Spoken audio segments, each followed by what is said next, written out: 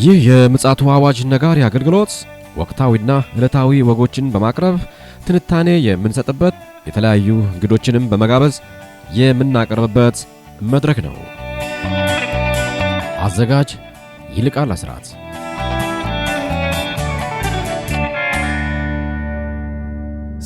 ሰላም ውድ የምጽአቱ አዋጅ ነጋሪ አድማጮቻችን እንዴት ውላችኋል?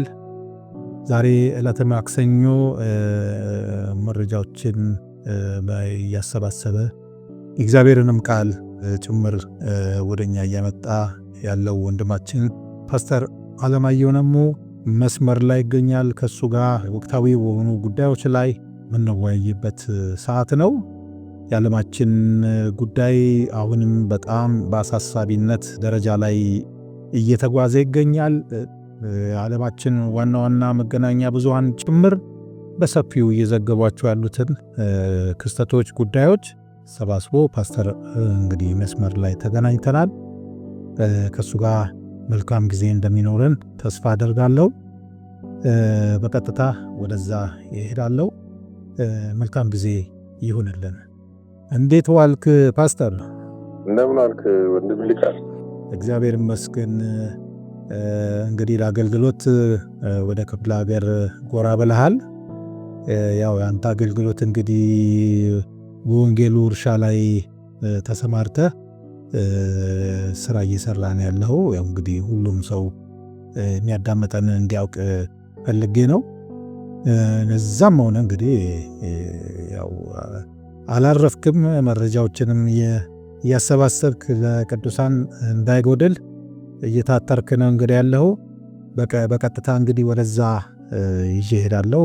አንተን ያን መረጃ ለአድማጮቻችን ታካፈልልኛለህ። እንግዲህ በአሜሪካና በቻይና መካከል ያለው የኢኮኖሚ ጦርነት በጣም ተጋግሞና ተፋፍሞ ቀጥሏል። ቻይና ዛሬ ከደቡብ ፓሲፊክ ሀገሮች ጋር እንዲሁም ደግሞ ከነ ቪየትናም፣ መንጎሊያ ምናምን ከሚባሉ እዛ ቀጠና ካሉ ሀገሮች ጋር በንግድ ሚኒስትሩ አማካይነት ከፍተኛ ውይይት አድርጋለች። እንግዲህ ቻይና ምንድነው አዲስ ገበያ እያፈላለገች እንደሆነ ታውቋል። እና ይሄ አዲስ ገበያ ደግሞ ብዙ የኢኮኖሚ ተንታኞች የሚሉት ከአሜሪካ የምታስገባውን ገበያ ሊሸፍንላት ይችላል የሚል እንድምታ አለ። ስለዚህ በዚህ ኢኮኖሚ ጦርነት ውስጥ ምናልባት ከዚህ በፊትም ተናግረዋል፣ ወደ 50% በላይ ተጎጂ የምትሆነው አሜሪካ ልትሆን ትችላለች የሚል ትንበያ እንደነበረ ታውቋል። ነገር ግን ዛሬ አሜሪካ የኋሊት እርምጃ ወሰደች የሚያስብል አንድ ነገር ተፈጽሟል። ምንድነው? በመጀመሪያ የተጣለው 20% እንዳለ ሆኖ በኤሌክትሮኒክስ መሳሪያዎች እንግዲህ ከፍተኛ የምታስገባው ቻይና ነች። የኤሌክትሮኒክስ መሳሪያ ወደ አሜሪካ እነዚህ ኮንዳክተር የሚባሉ ላፕቶፕ የሚባለው ሞባይል የሚባሉ እና ማንኛውም ኤሌክትሮኒክስ እቃ ላይ የተጨመረው 145 አድርሰውት ነበረ። 125ቱ ተነስቷል። የሚገርም ቀደም ሲል አንድ መረጃ ይቼ ነበር ኢትዮጵያ ቴሌቪዥን ድረገጽ ላይ ቻይና አሜሪካ ታሪፏን እንድታነሳ ጠየቀች የሚል አርቲክል አይቼ ነበርና ምናልባት ከሱ ጋር ተያያዥ ይሆን? አይደለም፣ እሱ ከዛ በኋላ የተነሳ ሐሳብ ነው። እንድታነሳ ሳይሆን ሙሉ ለሙሉ እንድሰርዝ ተጠይቋል። ግን ምንድነው የዓለም ዶናልድ ትራምፕ ታማኒ አይደሉም የሚል ነገር አንስተዋል። እስካሁን ድረስ ከዢንጂንፒንግ ምንም ነገር አላሉ። የሚገርም ምንም ውጭ ይሄንን እንኳን ለምሳሌ አሜሪካ ለወሰደችው እርምጃ ቻይና መልስ ሰጥታለች። መልሷ ይሁን የሚያስብል ነው የሚያበረታታ ነው የሚል አይደለም። እንዳልተደሰተች ነው የተናገረችው። እንዳልተደሰተችና ታሪፉ ሙሉ ለሙሉ ተነስቶ ወደ ቀደመው ነገር መመለስ አለበት ብላ በንግድ ሚኒስትሯ በኩል ነው ያሳወቀችው። በንግድ ሚኒስትሯ በኩል ነው ያሳወቀችው። ይሄ ምናልባት ለምንድን ነው ዶናልድ ትራምፕ ይህንን እርምጃ የወሰዱበት ያለ እንደሆነ አንዳንድ ሀገር ውስጥ የተከሰቱ ነገሮች አሉ። አሜሪካ ውስጥ ትንሽ የቀውስ ነገር አለመረጋጋት ነገር ተከስቷል። ምክንያቱም 11 ትሪሊየን ዶላር ማለት ቀላል ገንዘብ ማለት አይደለም እና ይሄ ብቻ ሳይሆን ሀብታሞቹ ከአሜሪካ ቦንድ የገዙት የአሜሪካ ቦንድ ማለት ትልቅ ዋስትና ማለት ነው ለገንዘብ እና ቦንድ የገዙ ሀብታሞች ገንዘባችንን ክፈሉ ብለው ቦንዳቸውን ለመመለስ ጥያቄ አቅርበዋል። ይሄ ደግሞ አሜሪካንን በጣም ትልቅ አስደንግጧል። ምክንያቱም አሜሪካ ትልቅ ታሪፍ ትርፏ ቦንድ ሽያጭ ነው። ታውቃለህ ይህን ቦንድ ሽያጭና ቻይና ሁሉ እንደሚገዙ። አክሲዮን ማለት ነው አይደለም። ቦንድ ሽያጭ ማለት ከግምጃ ቤት የሚደረግ ሽያጭ ማለት ነው። ገብቶሃል? ለአሜሪካ መንግስት ዶላር ልሸጥለት ትችላለህ፣ ትሸጥለታለህ። በተወሰነ ጊዜ እሱ ነግዶ አትርፎ ምን ብሎ ከተወሰነ ትርፍ ጋር ማለት ነው ወለድ ጋር ይሰጣል። የኢትዮጵያ መንግስትም ይሸጣል እኮ የግምጃ ቤት ቦንድ ይሸጣል። አሁን አልሰማም ብዙ በዜና። በፊት ግን የግምጃ ቤት ቦንድ 5 ቢሊዮን 6 ቢሊዮን ቀረበ ሲባል ሰማ ነበረ። አሁን ግን እየሰማው አይደለም እና በምን አይነት መንገድ እየሸጡ እንደሆነ ባላውቅም ግን ምንድነው ይሄንን የአሜሪካ ሀብታሞች ይመለስልን ብለዋል። አሜሪካም ያሉ ከውጭ ያሉት። ይሄ ደግሞ ለዶላር ማሽቆልቆልና ለኢኮኖሚ ውድቀት ከፍተኛ በር ከፋች ነው። ገንዘባችን ይመለስ ማለታቸው። ምናልባትም የኢኮኖሚ ተንታኞች የሚሉት ምንድነው አንዳንድ ነገሮች ላይ ማላላት የጀመሩት እነዚህ ነገሮች ለመቀልበስ ይሆናል ተብሎ ይታሰባል። ነገር ግን ቻይናን ደግሞ ስትመለከት ቆምጨጭ እንዳለች ነው። የመሰበር ነገር አታይባትም።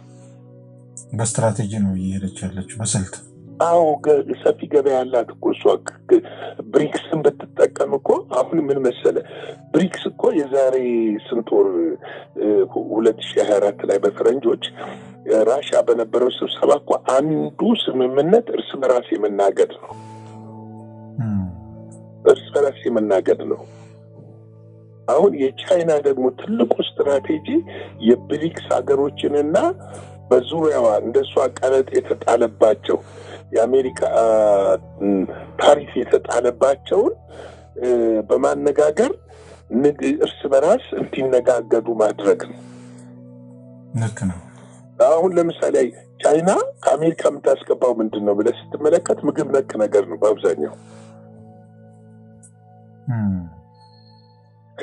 እነዛን ከሌሎች ጋር ካገኘችና የእሷን ዕቃ ወደ ሌሎች ጋር መሸጥ ከቻለች የአሜሪካን ገበያ ላትፈልገው ትችላለች። ልክ ነው። አሁን የሚታየው ማዝማሚያ ደግሞ ያንን ይመስላል። ስለዚህ ይሄ አሁንም የዓለም ኢኮኖሚ ወደ እየተረጋጋ አይደለም፣ እየዋዠቀ ነው ያለው እና ይሄ ኢኮኖሚ ጦርነት ደግሞ የሚቆም እንዳልሆነ ዶናልድ ትራምፕ ተናግረዋል። አሁን ታሪኩን ለጊዜው ያንሱት እንጂ የተነሳው ታሪፍ እንደሚቀጥል ተናግረዋል።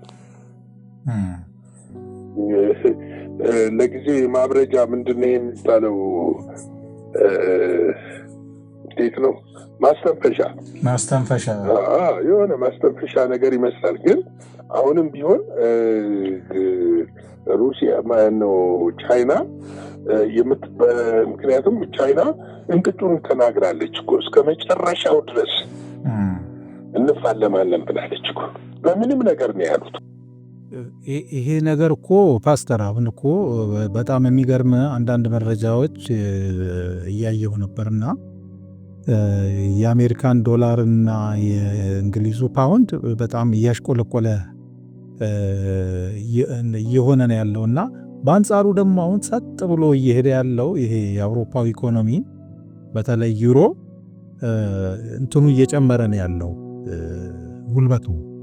ለምን መሰለህ?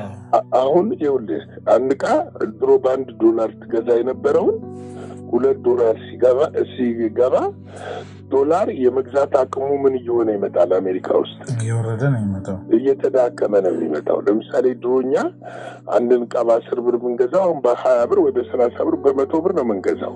አዎ በ100 ብር ስንገዛ 100% የመግዛት አቅሙ ተዳክሟል ማለት ነው። አዎ አሁን እንኳን አንዳንድ ብር እየሆኑ ነው። አንድ ብር እንደዚህ 5 ብር ራሱ 10 ብር ራሱ አሁን ትራንስፖርት ላይ አንድ ሁለት ፌርማታ የምትሄድበት ነው እየሆነ ያለው። ልክ እንደዚሁ ይሄ ለምሳሌ በታሪፍ ተጭኖባቸው የሚገቡ ዕቃዎች ታሪፍ ጫንክ ማለት ዋጋ ጨመርክ ማለት ነው። ገበያ ውስጥ ማርኬት ውስጥ ዋጋ ይጨምራል።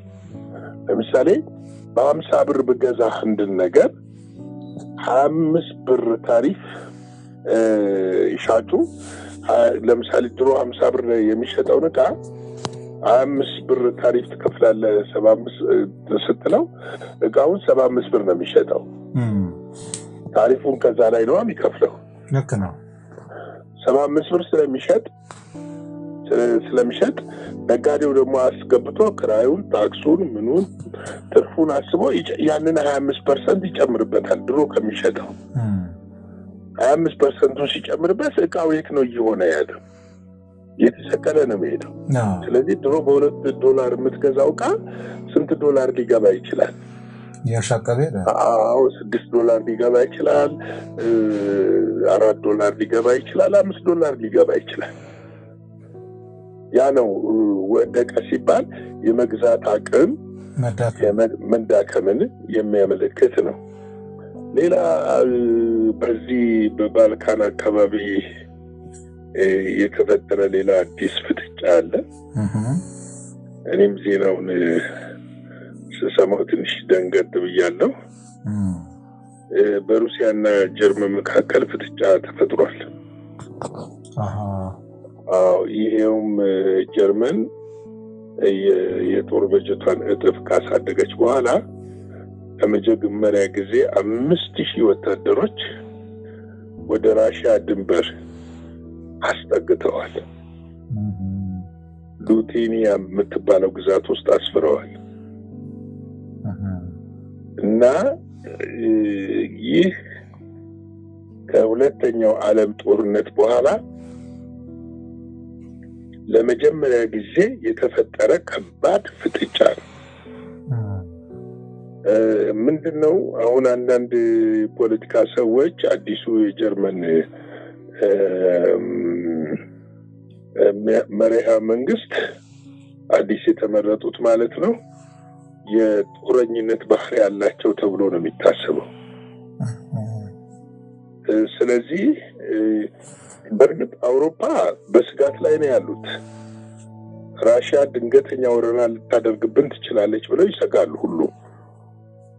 ጀርመን ደግሞ ወደ ራሽያ ድንበር መጠጋቷ ፍጥጫውን የበለጠ አጥሮታል። በተንኮሳ ተቆጥሯል። አዎ፣ ምክንያቱም ከሁለተኛ ዓለም ጦርነት በኋላ ለመጀመሪያ ጊዜ መሆኑ ሲሆን ጀርመን እንግዲህ በሁለተኛው ዓለም ጦርነት ድል ከተነሳች በኋላ ማለት ነው ጀርመን ናዚ ከተሸነፈ በኋላ ማዕቀቦች አሉባት። ኒኩለር ማምረት አትችልም። የኒኩለር ጦር መሳሪያ ስለዚህ ብዙ ነገሮቿ የተገቱ ናቸው። ግን አሁን ካለው የዓለም ሁኔታ አንጻር እንደገና የማንሰራራት ነገር ይታያል ይሄ ነገር። ስለዚህ ይሄ ደግሞ በምንድነው አባቶች የሚሉት በእንቅርት ላይ ያሉ ጆሮ ደግፍ ይባላል። እንቅርቱም ያበጠ ነው፣ ጆሮ ደግፍ ሲይዝ ደግሞ ያብጣል። የሁለቱን እብጠት ተመልከት። ከዩክሬን ራሽያ ጋር የደረገው ጦርነት እየተፋፋመ ነው የመጣው። እንደውም በዚህ ሳምንት ውስጥ አንድ አዲስ ግዛት ይዛለች ራሽያ እና ዩክሬን የድረሱልኝ ጥሪ በዓለም ዙሪያ እያቀረበች ነው ያለችው። በከፍተኛ ሁኔታ እየተደበደበች ነው ያለችው። ከዚህ ሁኔታ ጋር ደግሞ የነዚህ እንግዲህ 5000 የምትለው ጦር ነገ ደግሞ 10000 ይገባል። ቀስ እያለ እየተጠጋ ይሄዳል ማለት ነው። እንደው ግን ደግሞ አንዳንድ የፍጻሜ ዘመን ሊቃውንቶች ደግሞ የሚሉት ደግሞ በተለይ ሕዝቅኤል 38 እና 39 ላይ ያለውን ሐሳብ በመጥቀስ ከጎግ ጋር ያሉ አሰላለፍ ላይ ያሉ ሀገሮች እንዳሉ ይታወቃል። በጥንታዊ ሲያያቸው ጀርመን ነች ተብሎ ነው የሚታሰብ። አንዷ ጀርመን ናት ተብሎ ይታሰባል። እንደው ይህ ነገር እንደው እንዳልከው አብጦ ተመልሶ ወደ ቦታው ሄዶ ምናልባት የታሪክ ሂደቱ ተቀልብሶ በዚህኛው አሰላለፍ ላይ ያው እንግዲህ መቼም ፖለቲካ የዓለማችን ፖለቲካ እንዳየነው ነው። አንዴ ወደዚህ አንድ ወደዛ እያለ ስለሆነ ምናልባት ወደዚህኛው ጎራ የመሰለፍ ዕድሉ ሰፊ ስለሚሆን አንተም ላይ በኋላ ላይ መልእክትህንም ስለምታጠቃልል አስታከ ከዚህ ሐሳብ ጋር ወደ መልእክት ትሄድልኛለህ። የሚገርምህ በጀርመን ውስጥ ያሉ ፓርቲዎች የተለያየ አቋም ነው ያላቸው።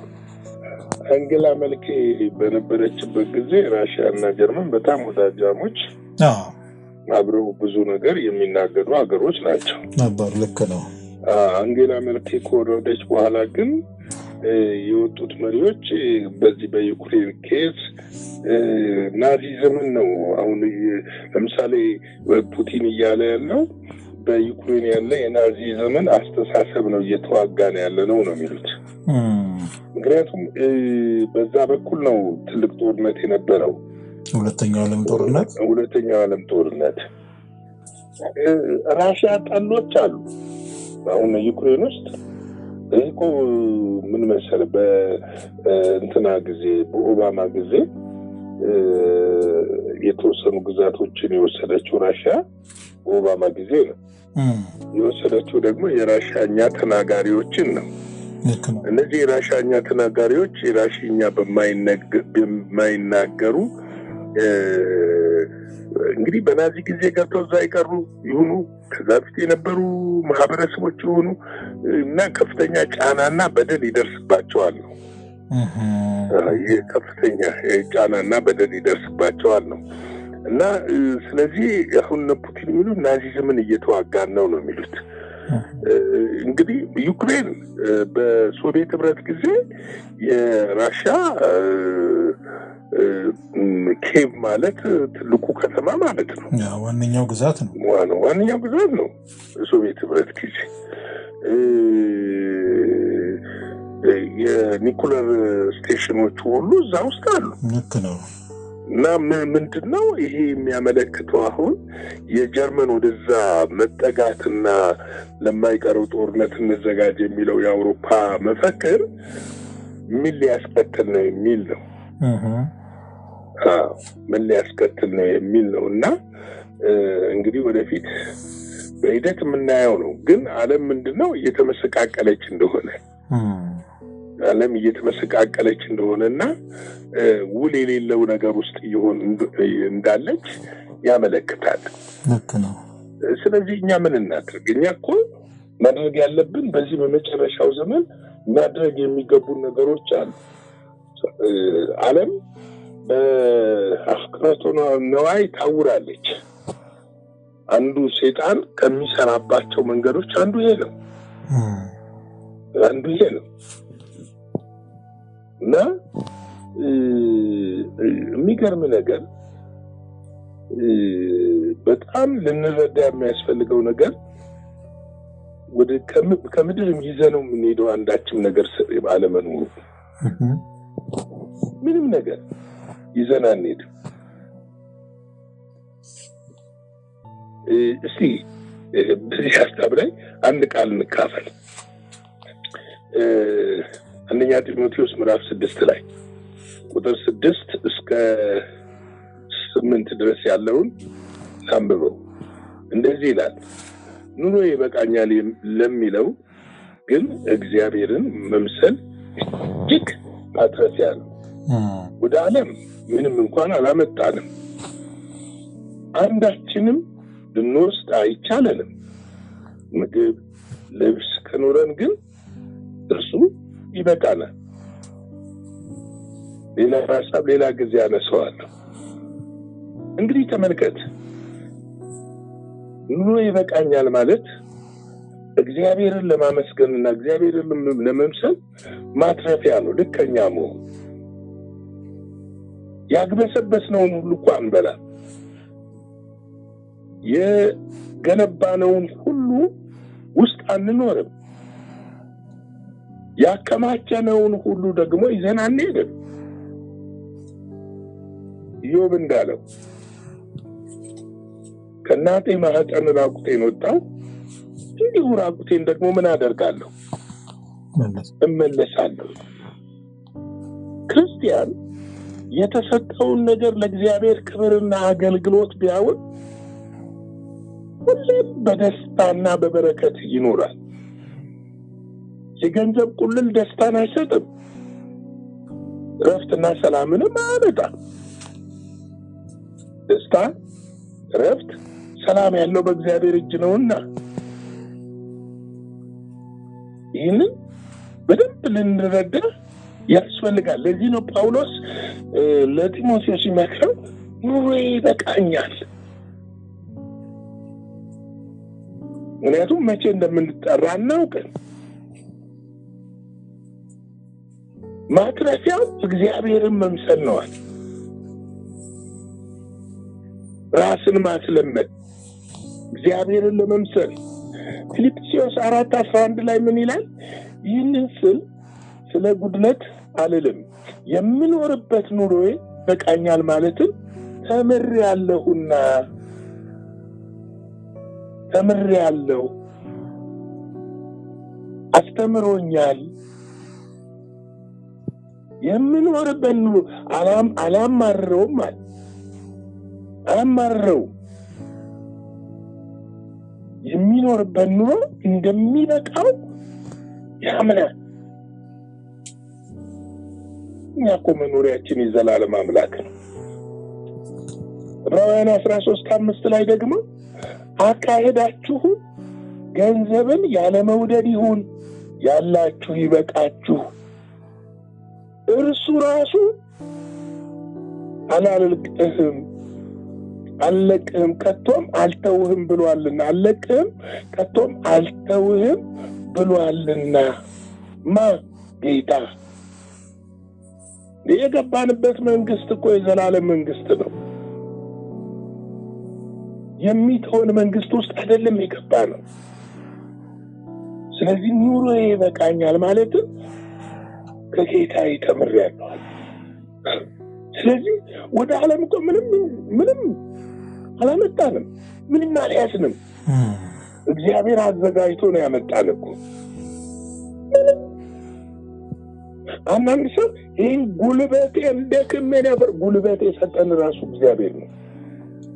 ይህ እኮ ተምሬተ እንድንመራመር እንድናስብ ጭንቅላት የሰጠን እግዚአብሔር ነው። እኛ እኮ ትንሽ በአይንም አትታይ ባክቴሪያ የሚጥለን ሰዎች እኮ ነን። ምንም ይዘን አልመጣንም። ለዚህ እኮ ነው ኢዮብ 1:21 ላይ እንዲህም አለ፣ ራቁቴን ከእናቴ ማህፀን ወጥቻለሁ፣ ራቁቴንም ወደዚያው እመለሳለሁ። እግዚአብሔር ሰጠ፣ እግዚአብሔር ነሳ፣ የእግዚአብሔር ስም የተባረከ ይሁናል። መዝሙር 49:17 ላይ ደግሞ በሞተ ጊዜ ከእርሱ ጋር ምንም አይወስድምና ክብሩ ከእርሱ በኋላ አይወርድምና ይላል። ክብሬ ብለን እኔ አሁን አንዳንዴ ያስቀኛል። በአገልጋዮች ሲታይ ክብሬ ነክተህ የቱ ክብር? አፈር ምን ክብር አለው? ኢየሱስ እንኳን ሲያዋርዱት እኮ ሲሰድቡት፣ ሲተፉበት፣ ልብሱን ሲቀዱበት፣ ምን ሲሉት ክብሬን ነካችሁ አላለም። የመጣበትን ፐርፐዝ ያውቀዋል።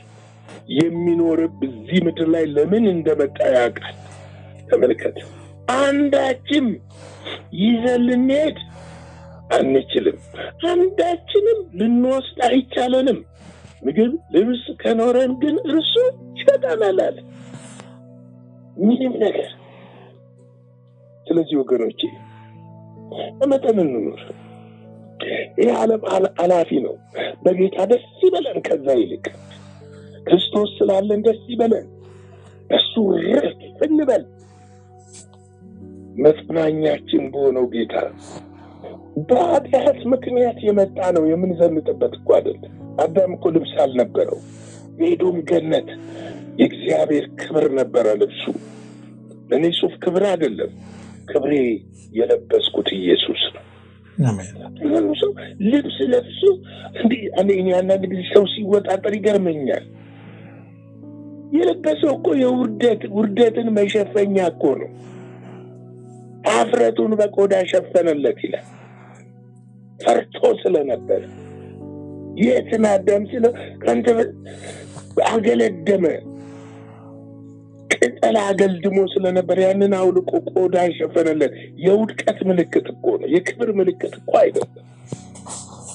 እግዚአብሔር ይመስገን ስለሰጠን የምንለብሰው፣ እግዚአብሔር ይመስገን የምንበላውን ስለሰጠን፣ እግዚአብሔር ይመስገን የምንጠጣውን ስለሰጠን። ክብሩ ለእርሱ ይሁን።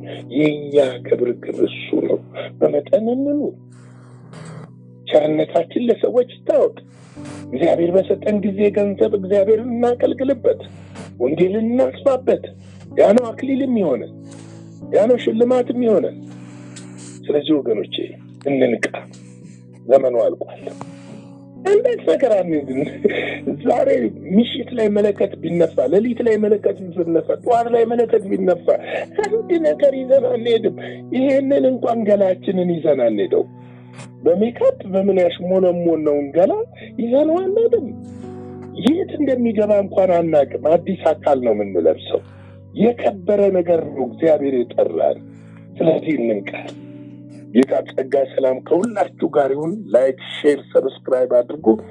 መልእክቱን ለሁሉም አድርሱ። ተባረኩልን።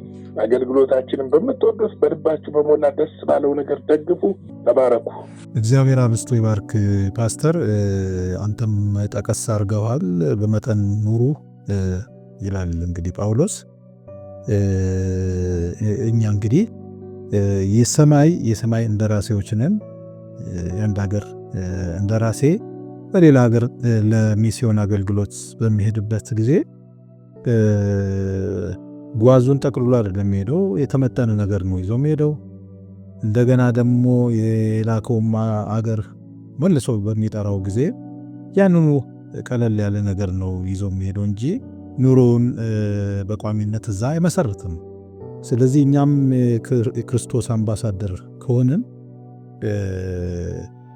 የድንኳን ኑሮ እስከ ኖርን ድረስ በመጠን በመኖር ክርስቶስን ዳግም መምጣት በጉጉት መጠባበቅ ነው ያለብን የሚል የምጽአቱ አዋጅ ነጋሪ ጥብቅ መልእክት ነው። ፓስተር በግሩም ሁኔታ ትልቅ መልእክት አቀብሎናል። እንግዲህ መንፈስ ለአብያተ ክርስቲያናት ጆሮ ያለው ይስማ ይላል። የኛ ድርሻ ደግሞ ማሰማት ነውና እንግዲህ ለእናንተ ይህን መልእክት አድርሰናል። አዘጋጅና አቅራቢ ይልቃል አስራት ነበር። ለዛሬ ያዘጋጅንላችሁ ይህንን ይመስላል። በሌላ ጊዜ በሌላ ርዕሰ ጉዳይ እንገናኛለን። የምጽአቱ አዋጅ ነጋሪ አገልግሎት። መልካም ጊዜ